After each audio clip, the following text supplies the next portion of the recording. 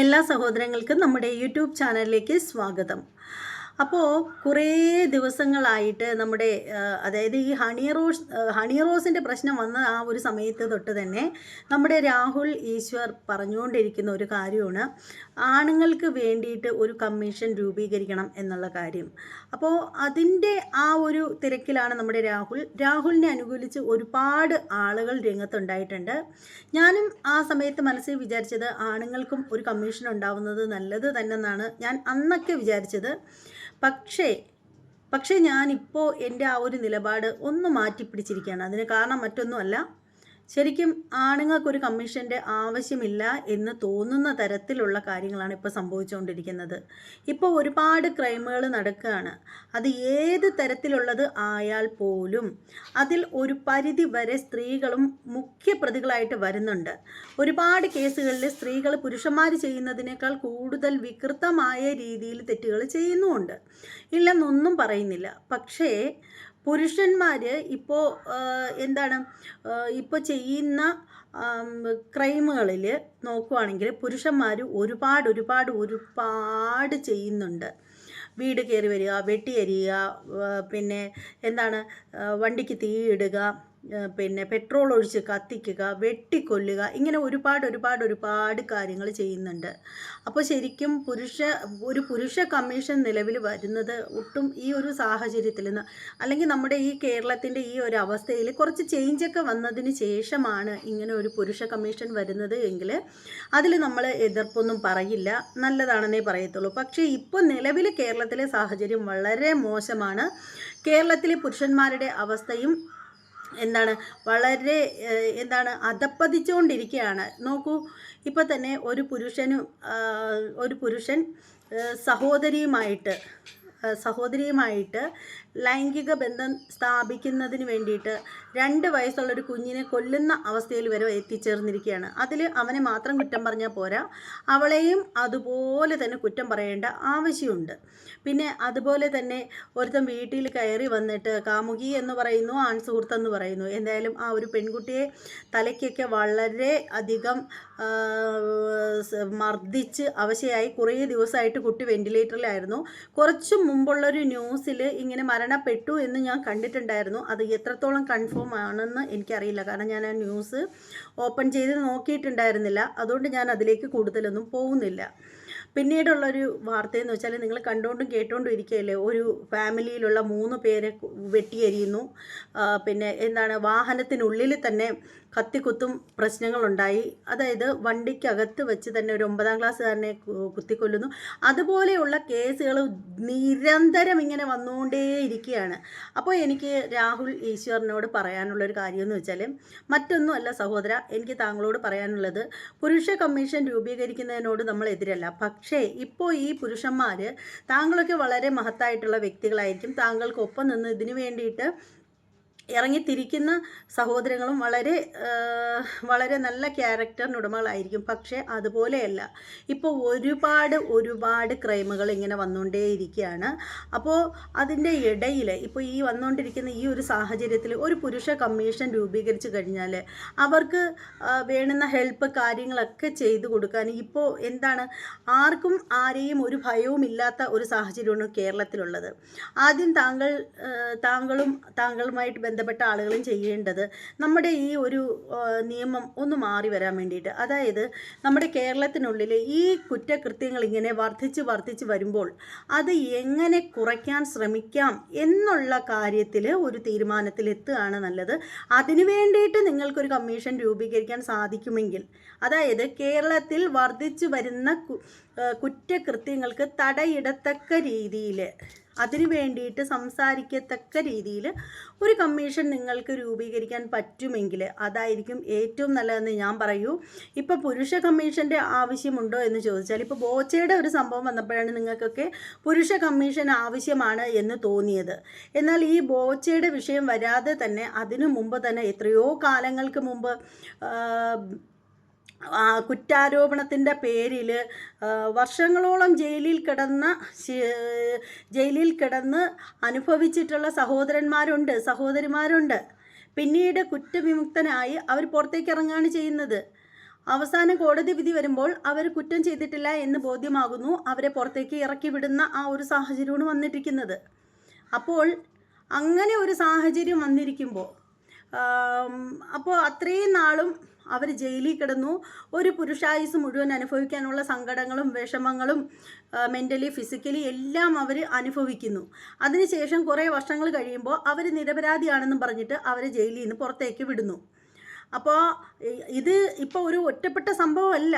അന്നൊന്നും നിങ്ങൾക്കൊന്നും പുരുഷ കമ്മീഷൻ വേണമെന്ന് തോന്നിയില്ലല്ലോ. ബോച്ചയുടെ ഈ ഒരു വിഷയം വന്നപ്പോഴാണോ നിങ്ങൾക്കൊക്കെ പുരുഷ കമ്മീഷൻ വേണമെന്നുള്ള തോന്നലൊക്കെ ഉണ്ടായത്? നിങ്ങളിലുള്ള പുരുഷത്വമൊക്കെ അപ്പോഴാണോ ഉണർന്നത്? ഇതിനു മുമ്പ് എന്തുകൊണ്ട് നിങ്ങൾക്ക് ഇത്തരത്തിൽ ഒരു കാര്യം നിങ്ങൾക്ക് തോന്നിയില്ല? അതെൻ്റെ ഒരു ചോദ്യമാണ് കേട്ടോ. ബോച്ചയ്ക്ക് ഒരു പ്രശ്നം വന്നപ്പോൾ മാത്രമാണല്ലോ നിങ്ങൾക്ക് അത് തോന്നിയത്, ഒരു പുരുഷ കമ്മീഷനൊക്കെ ഉണ്ടെങ്കിൽ കൊള്ളാമെന്നുള്ള കാര്യം തോന്നിയത്. പിന്നീട് ഒരു കാര്യം എന്ന് വെച്ചാൽ സ്ത്രീകളുടെ ഈ വസ്ത്രധാരണം, അതിൻ്റെ അളവ് എത്ര വേണേലും കുറച്ചോളൂ, അത് പ്രശ്നമില്ല. പെണ്ണുങ്ങൾക്കുള്ള സ്വാതന്ത്ര്യമാണ് അവരുടെ വസ്ത്രങ്ങളെന്ന് പറയുന്നത്. അത് കാണുമ്പോൾ എന്തെങ്കിലും തോന്നുന്നുണ്ടെങ്കിൽ അത് ആ ഒരു പുരുഷൻ്റെ മാത്രം കംപ്ലൈൻ്റ് ആണ് എന്ന രീതിയിലൊക്കെ ഇപ്പോൾ നിയമങ്ങളും കാര്യങ്ങളും ഒക്കെ അവർക്ക് അനുകൂലമായി വന്നിരിക്കുകയാണ്. അപ്പോൾ കുട്ടി ഉടുപ്പിട്ട് നടക്കുന്നതിന് അവർക്ക് ഒരു ലൈസൻസ് കിട്ടിയതുപോലെയാണ് ഇപ്പോൾ വന്നിരിക്കുന്നത്. ഈ കുട്ടി ഉടുപ്പിട്ട് നടക്കുന്ന ഈ പെണ്ണുങ്ങളുടെ ഈ അഹങ്കാരം കാരണം വന്നുകൊണ്ടിരിക്കുന്നത് ഓരോ ദിവസവും ഈ മൊബൈലിലായാലും ഇതൊക്കെയാണ് ഈ കുട്ടികൾ തൊട്ടുള്ളവർ ഇത് കണ്ടുകൊണ്ടിരിക്കുന്നത്. ഈ തെറ്റം ഡ്രസ്സ് ഇട്ട പാതി ഇടാത്ത പാതിയൊക്കെ ഓരോന്ന് കാണിച്ചു കൂട്ടുന്ന കോപ്രായങ്ങൾ ഇതൊക്കെ കണ്ടുകൊണ്ടിരിക്കുകയാണ് കൊച്ചു കുട്ടികൾ വരെ. അപ്പോൾ എന്താണ് സംഭവിക്കുന്നതെന്ന് വെച്ചാൽ ഈ കുട്ടികൾക്ക് ഇത് കണ്ട് ഏതൊരു പെണ്ണുങ്ങളെ കണ്ടു കഴിഞ്ഞാലും അവരുടെ മനസ്സിൽ വേണ്ടാദിനങ്ങൾ അവർ ചിന്തിച്ചു കൂട്ടും. അപ്പോൾ അതൊക്കെ ഒരു തരത്തിലല്ലെങ്കിൽ മറ്റൊരു തരത്തിൽ ഈ പീഡനങ്ങൾ പോലുള്ള സംഭവങ്ങൾക്കൊക്കെ വഴിയൊരുക്കുന്നതാണ്. അപ്പോൾ അതുകൊണ്ട് തന്നെ എനിക്ക് പറയാനുള്ളതെന്ന് പറഞ്ഞാൽ പുരുഷ കമ്മീഷൻ അല്ല ഇപ്പോൾ അത്യാവശ്യം എന്ന് പറയുന്നത്. അത്യാവശ്യം നമുക്കിടയിൽ ആവശ്യമുള്ളൊരു കാര്യം എന്ന് പറഞ്ഞാൽ ജനങ്ങൾക്കിടയിലുള്ള ഈ ഒരു ക്രൈമിൻ്റെ അളവൊന്ന് കുറയ്ക്കാൻ എന്തെങ്കിലുമൊക്കെ സമരങ്ങളോ വല്ലതും നിങ്ങളെക്കൊണ്ട് ചെയ്യാൻ പറ്റുന്നുണ്ടെങ്കിൽ അത് ചെയ്യുക. ശക്തമായൊരു നിയമം കേരളത്തിലല്ല, നമ്മുടെ ഇന്ത്യ മഹാരാജ്യത്ത് വളരെ ശക്തമായിട്ടുള്ളൊരു നിയമത്തിൻ്റെ കുറവുണ്ട്. അതിന് എന്ത് ചെയ്യാൻ പറ്റും എന്ന് വെച്ചാൽ താങ്കൾ ആലോചിക്കുക. താങ്കളെപ്പോലുള്ള ബുദ്ധിയും കഴിവും സാമർഥ്യവും ഒക്കെ ഉള്ള ഒരാൾക്ക് അതിന് എന്ത് ചെയ്യാൻ പറ്റും എന്നുള്ള രീതിയിൽ ഞാൻ കേട്ടിട്ടുണ്ട്. താങ്കളൊരു അഡ്വക്കേറ്റ് ആണെന്നൊക്കെയുള്ള കാര്യം കേട്ടിട്ടുണ്ട്. അപ്പോൾ അതനുസരിച്ച് താങ്കൾക്ക് എന്തെങ്കിലും ചെയ്യാൻ സാധിക്കുമോ? അതിനു വേണ്ടിയിട്ട് ജനങ്ങൾക്ക് എന്തെങ്കിലും നിർദ്ദേശങ്ങൾ കൊടുക്കാനുണ്ടോ? അങ്ങനെയൊക്കെയുള്ള കാര്യങ്ങളിലാണെങ്കിൽ ഓക്കെ, നമ്മളുടെ എല്ലാവരുടെയും സപ്പോർട്ട് ഉണ്ടാവും. ഞാൻ ഒരിക്കലും ഒരു പുരുഷ വിരോധിയാണെന്ന് കരുതരുത് ഇങ്ങനെ ഒരു വീഡിയോ ചെയ്തതുകൊണ്ട്. ഒരിക്കലുമല്ല. കാരണം നമുക്ക് അച്ഛൻ, ഭർത്താവ്, സഹോദരൻ, മക്കൾ എല്ലാവരും ഉണ്ട് ആണുങ്ങളായിട്ട്. അപ്പോൾ നമുക്ക് ഒരിക്കലും അങ്ങനെ പുരുഷ വിരോധിയൊന്നുമല്ല. പക്ഷേ ഇന്നത്തെ സാഹചര്യത്തിൽ ഇപ്പോൾ ഇങ്ങനെ ക്രൈമുകൾ വർദ്ധിച്ച് വരുന്ന ഈ ഒരു സാഹചര്യത്തിൽ ഒരു പുരുഷ കമ്മീഷൻ വേണ്ട എന്നേ ഞാൻ ഉദ്ദേശിക്കുന്നുള്ളൂ, അല്ലാതെ മറ്റൊന്നുമല്ല. പിന്നെ സ്ത്രീകളെ ഇങ്ങനെ കയറൂരി വിട്ടിരിക്കുന്നത് കൊണ്ട് തന്നെ ഒരുപാട് ദോഷങ്ങൾ നമ്മുടെ സമൂഹത്തിൽ ഇങ്ങനെ ഉണ്ടായിക്കൊണ്ടിരിക്കുകയാണ്. അതിലൊന്നും ഒരു മാറ്റവും ഇല്ല. അപ്പോൾ സ്ത്രീകൾക്ക് ഇപ്പോൾ ആവശ്യത്തിലധികം അഹങ്കാരമായിരിക്കുകയാണ്. എല്ലാവരുടെയും കാര്യമല്ല. ഇനി പെണ്ണുങ്ങളെല്ലാം കൂടെ എൻ്റെ തലയിലോട്ട് താണ്ഡവം ആടാനായിട്ട് വരണ്ട, എന്നിട്ടും കാര്യമൊന്നുമില്ല. അതായത് എന്ത് തെമ്മാടിത്തരം കാണിച്ചാലും എന്ത് പോക്കണംകേട് കാണിച്ചാലും ഞങ്ങൾക്ക് സപ്പോർട്ടായിട്ട് ഉണ്ട്, നിയമമുണ്ട് എന്നുള്ള ആ ഒരു രീതിയിൽ പെണ്ണുങ്ങൾക്ക് ഭയങ്കര അഹങ്കാരം കൂടി വന്നിരിക്കുകയാണ്. നിങ്ങൾ ഒരു കാര്യം ഞാൻ പറയുന്നതൊന്ന് ഓർത്തു നോക്കൂ. ഒരു പുരുഷൻ ഒരു തെറ്റ് ചെയ്യുകയാണെങ്കിൽ അവൻ്റെ ഫേസ് കാണിക്കും. അതായത് പ്രായപൂർത്തിയാവാത്ത ആൺകുട്ടിയാണെങ്കിൽ പോലും അവനൊരു തെറ്റ് കാണിച്ചാൽ അവൻ്റെ പേരെങ്കിലും വെളിപ്പെടുത്തും. അതേസമയം ഒരു പെൺകുട്ടിയാണ് അത് ചെയ്തതെങ്കിൽ അവളുടെ പേരും കാണിക്കില്ല, ഒന്നും കാണിക്കില്ല. നേരെ മറിച്ച് അതൊരു കുട്ടിയല്ല, അതൊരു മുതിർന്ന പെണ്ണാണെങ്കിൽ പോലും അവരെ മുഖമൊന്നും കാണിക്കാനായിട്ട് തയ്യാറാവില്ല എന്നുള്ളതാണ് വാസ്തവം. എന്തു തന്നെയാണെങ്കിലും എനിക്ക് ഈ ഒരു കാര്യത്തിൽ പറയാനുള്ളതെന്ന് വെച്ചാൽ നമ്മുടെ ഇടയിൽ നമ്മൾ അവഗണിക്കേണ്ട കുറേ എണ്ണമുണ്ട്. അവഗണിക്കേണ്ടതെന്ന് പറഞ്ഞാൽ ഈ വസ്ത്രധാരണം അവരവരുടെ സ്വാതന്ത്ര്യമാണെന്നൊക്കെ ഈ പറഞ്ഞുകൊണ്ടിരിക്കുന്ന ഈ ഒരു കാലഘട്ടത്തിൽ പറയേണ്ടത് വസ്ത്രധാരണം വേണം, ആവശ്യത്തിനൊക്കെ വസ്ത്രം ധരിക്കണം ശരീരത്തിൽ. മോഡലിങ്ങിൻ്റെ പേരിൽ കാണിക്കുന്ന കോപ്രായങ്ങൾ കുറേ എണ്ണം ഞാൻ കാട്ടിത്തരാം കേട്ടോ. ഒരുപാടൊന്നുമില്ല, ഒന്ന് രണ്ട് ഫോട്ടോസുകൾ കാണിച്ചു തരാം. മോഡലിങ്ങിൻ്റെ പേരിൽ ഓരോ അവളുമാർ കാട്ടിക്കൂട്ടുന്ന അഹങ്കാരങ്ങളെന്ന് പറഞ്ഞാൽ ദൈവം പോലും സഹിക്കില്ല. അമ്മാതിരി തെമ്മാടിത്തരങ്ങളാണ് മോഡലിങ്ങിൻ്റെ പേരിൽ കാണിച്ചു കൂട്ടുന്നത്.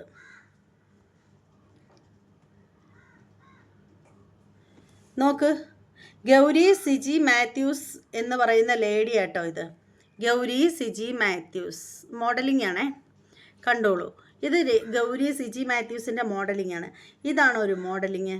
ഇതുവഴി ഇവർ എന്താണ് കാണിച്ചു കൊടുക്കുന്നത് സമൂഹത്തിന്?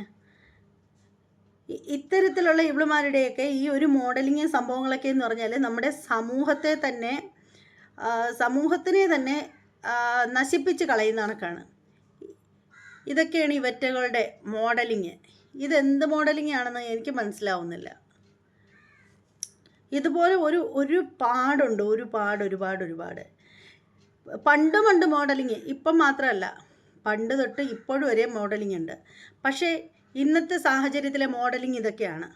ഈ ഒരു മോഡലിംഗ് ഒക്കെ നമ്മളെല്ലാവരും ചക്ക സീസൺ ആകുമ്പോൾ ചക്ക കിട്ടും, ചക്ക വെട്ടിപ്പറിച്ച് എടുക്കുന്ന ആളുകൾ തന്നെ. പക്ഷേ ചക്ക വെട്ടുന്നത് കണ്ടില്ലേ? ഇതൊക്കെ മോഡലിങ്ങിൻ്റെ ഭാഗമായിട്ട് കാട്ടിക്കൂട്ടുന്ന തെമ്മാടിത്തരങ്ങൾക്ക് എന്താ പറയുക?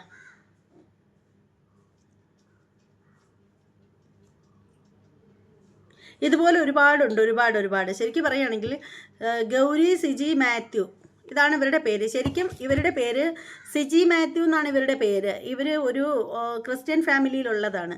പിന്നെ എല്ലാ വിടലുകൾക്കും പോക്കൃത്തരങ്ങളെല്ലാം കാണിക്കണം എന്നുണ്ടെങ്കിലും, തുണി ഉടുക്കാതെ നടക്കണം എന്നുണ്ടെങ്കിലും അവരതിൻ്റെ അറ്റത്തൊരു ഹിന്ദു പേരങ്ങ് സ്വീകരിക്കും.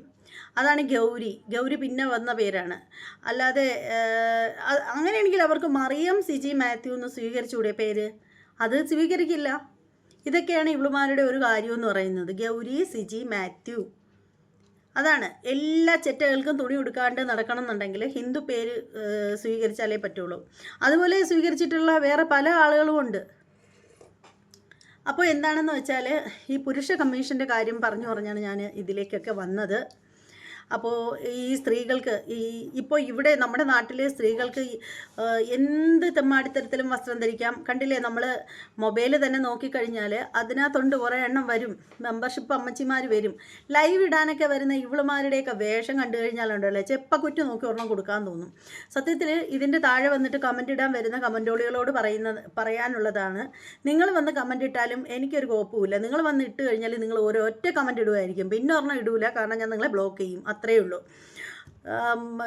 അതായത് നമ്മുടെ പുതിയ തലമുറ എങ്ങനെ പാഴിപ്പോവാതിരിക്കും? അമ്മയേത് പെങ്ങളേത് എന്നുള്ള ബോധം അവറ്റൊക്കെ എങ്ങനെയാണ് വരുന്നത്?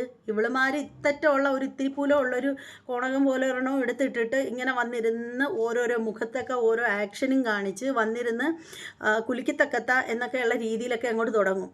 ഇതിനൊക്കെ ക്യാമറ പിടിച്ചു കൊടുക്കുന്നത് മരവാഴകളായ ഇവളുമാരുടെ കോന്തം ഭർത്താക്കന്മാരാണ് എന്നുള്ളത് എടുത്ത് പറയാതിരിക്കേണ്ട കാര്യമൊന്നുമില്ല. അപ്പോൾ ഒന്ന് ഓർത്ത് നോക്കൂ. എന്നിട്ട് ഈ ഇവളുമാർക്ക് കൂടി ഇപ്പോൾ സപ്പോർട്ടായിരിക്കുകയാണ് ഇപ്പോൾ തുണി പെണ്ണുങ്ങൾക്കുള്ള ഇഷ്ടത്തിന് അളവ് കുറയ്ക്കാമെന്നുള്ള ആ ഒരു ഇത്. അത് വെച്ച് നോക്കുമ്പോഴത്തേക്കുണ്ടല്ലോ, ബോംബെയിൽ ഇപ്പം വന്നൊരു നിയമത്തെക്കുറിച്ചാണ് ഞാൻ പറയുക. ബോംബെയിൽ സിദ്ധിവിനായക ക്ഷേത്രത്തിലാണ് കേട്ടോ, ഞാൻ മുമ്പൊരു വീഡിയോ അതേക്കുറിച്ച് പറഞ്ഞ് ചെയ്തിട്ടുണ്ടായിരുന്നു. ബോംബെയിൽ സിദ്ധിവിനായക ക്ഷേത്രത്തിൽ ഡ്രസ് കോഡ്, പ്രത്യേക ഡ്രസ് കോഡ് എന്ന് വെച്ചാൽ വേറൊന്നുമല്ല, ചുരിദാർ ഇട്ട് വരണം, സാരി എടുത്ത് വരണം, അങ്ങനെയൊന്നുമല്ല. ക്ഷേത്രത്തിൽ വരുന്ന ആളുകൾ, അത് പെണ്ണായാലും ആണായാലും മാന്യമായ രീതിയിലുള്ള വസ്ത്രധാരണം നടത്തിയിട്ടേ കയറി വരാൻ പാടുള്ളൂ. അതായത് ഇപ്പോഴത്തെ സ്ക്രാച്ച് പാൻ്റ് ഉണ്ടല്ലോ, പട്ടി ചവിട്ടി കീറിയത് കണക്കത്തെ, കടിച്ച് കീറിയ കണക്കത്തുള്ള പാൻറ്റുകളുണ്ടല്ലോ, ഓട്ടയുള്ളതും ഓട്ടയില്ലാത്തതും വലിച്ചു പറിച്ചതും, അങ്ങനത്തെ പാൻറ്റൊന്നും ഇട്ടിട്ട് ക്ഷേത്രത്തിൽ വരാൻ പാടില്ല. പിന്നെ പെൺകുട്ടികളാണെങ്കിൽ ഇറുകി പിടിച്ച ടീഷർട്ട്, ബനിയൻ, അയഞ്ഞ ബനിയൻ, ഇതൊന്നും ഇട്ടിട്ട് വരാൻ പാടില്ല. പിന്നെ ശരീരഭാഗങ്ങൾ പുറത്ത് കാണുന്നത് കണക്കുള്ള നമ്മുടെ സംസ്കാരത്തിന് അനുയോജ്യമല്ലാത്ത തരത്തിലുള്ള വസ്ത്രങ്ങളൊന്നും ധരിച്ചിട്ട് ക്ഷേത്രത്തിൽ വരാൻ പാടില്ല. അങ്ങനെ കുറേ നിയമങ്ങൾ വന്നിരിക്കുകയാണ് അവിടെ.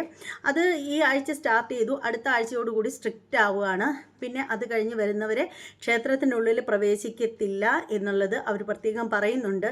അതേസമയം നോക്കൂ, ദൈവത്തിൻ്റെ സ്വന്തം നാട് എന്നറിയപ്പെടുന്നത് നമ്മുടെ കേരളമാണ്. ഈ കേരളത്തിൽ ദൈവം പറഞ്ഞിരിക്കുന്നത് പെണ്ണുങ്ങൾക്ക് കോണകമോ കൈലേസോ എന്ത് വേണേലും ഉടുത്തിട്ട് നടക്കാം, ഒരു പ്രശ്നവുമില്ല. അതേസമയത്ത് ബോംബെ പോലുള്ള സ്ഥലത്താണ് ഇങ്ങനെ ഒരു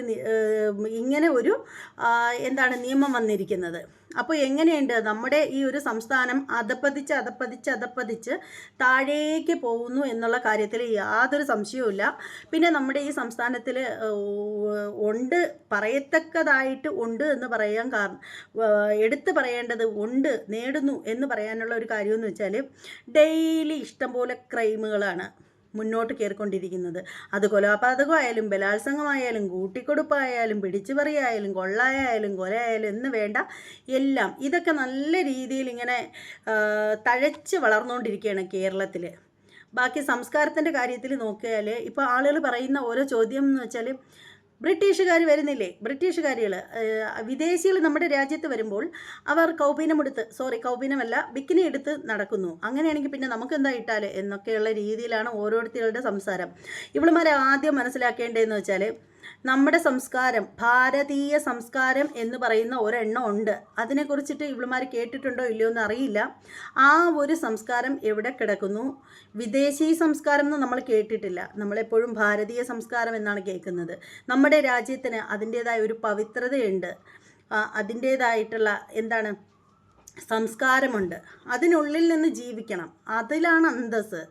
ഇപ്പോൾ മറ്റുള്ള എല്ലാ രാജ്യത്തും ഇല്ലാത്തതൊന്നും നമ്മുടെ രാജ്യത്തുണ്ട്.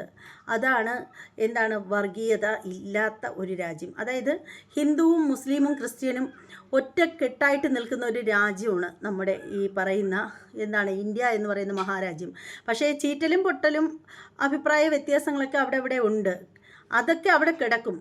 പക്ഷെ പറയുമ്പോൾ നമ്മൾ 3 മതവിഭാഗങ്ങളും ഒരുപോലെ നിലനിൽക്കുന്ന ഒരു രാജ്യം എന്ന് പറയുന്നത് അത് ഇന്ത്യ തന്നെയാണ്. അതിൽ ഒരു തർക്കവും ഇല്ല. പിന്നെ ഈ ഇന്ത്യയിലുള്ളൊരു പ്രത്യേകത, ഒരുപാട് ക്രിസ്ത്യൻ പള്ളികളുണ്ട്, മുസ്ലിം പള്ളികളുണ്ട്, ക്ഷേത്രങ്ങളുണ്ട്. ഈ പറയുന്ന ക്ഷേത്രത്തിലൊരു ഉത്സവം വന്നാലും ഈ പറയുന്ന എല്ലാവരും ഒന്നിച്ച് നിൽക്കും. അതുപോലെ പള്ളികളിലായാലും എല്ലാവരും ഒരുമിച്ച് നിൽക്കും. പക്ഷേ ഇതിൻ്റെ ഇടയിൽ തുരങ്കം വയ്ക്കാനായിട്ട് കുറേ എണ്ണം ഉണ്ടാവും. അവിടെയാണ് പ്രശ്നങ്ങൾ തുടങ്ങുന്നത്. ഇനിയിപ്പോൾ എന്തായാലും ഞാൻ പറഞ്ഞ് അതിലേക്കൊന്നും പോകുന്നില്ല. അപ്പോൾ ഇത്രയൊക്കെ ഉള്ളൂ. അപ്പോൾ രാഹുൽ ഈശ്വറിൻ്റെ ഈ പുരുഷന്മാരുടെ ആ ഒരു ഇതിനെപ്പറ്റി പറഞ്ഞ് ഞാൻ ഈ വഴിയൊക്കെ വന്നിട്ടുണ്ട്. ഏതൊക്കെയോ വഴി പോയി പറഞ്ഞു വന്നപ്പോഴത്തേക്ക്. അപ്പോൾ എന്തായാലും ഇത്രയേ ഉള്ളൂ. നിങ്ങളുടെ അഭിപ്രായങ്ങൾ ഈ ഒരു വീഡിയോയെക്കുറിച്ചിട്ടുള്ള നിങ്ങളുടെ അഭിപ്രായങ്ങളൊക്കെ നിങ്ങളൊന്ന് കമൻറ്റ് ചെയ്തേക്കൂ. അതുപോലെ ബെല്ലൈക്കൺ കൂടി ഒന്ന് പ്രസ് ചെയ്യണം, സബ്സ്ക്രൈബ് ചെയ്തിട്ട്. പിന്നെ മറ്റൊരു വീഡിയോയുമായിട്ട് കാണാം. അതുവരെ എല്ലാവർക്കും ബൈ.